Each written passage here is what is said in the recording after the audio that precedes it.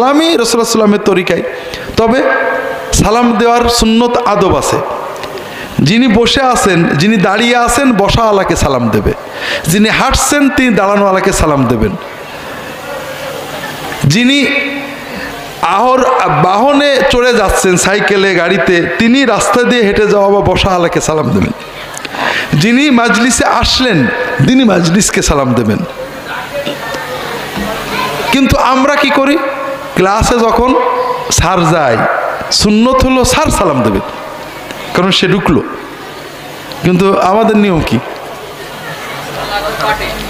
হ্যাঁ, এটা ইসলামী নিয়ম না। আমাদের দেশে এমন দুরবস্থা, আপনি যদি ড্রাইভারকে, হেল্পারকে সালাম দেন, ওরা দিশে পায় না যে কি করবো, উত্তর দেবো না, কারণ ওরা সালাম দেবে। আমি নিজে দেখছি, যখন ইউনিভার্সিটির গাড়িতে উঠি, হেল্পারকে সালাম দিলে দিশে পাই না, ড্রাইভারকে সালাম দিলে ওরা সালাম দেবে আগে। নিয়ম হলো ওরা নিম্ন শ্রেণী, ওরা আমাদের সালাম দেবে, আমরা শুধু ঘাড় নাড়বো। ওটা আবার কিন্তু হারাম। সালাম শুনে ঘাড় নাড়া কিন্তু হারাম।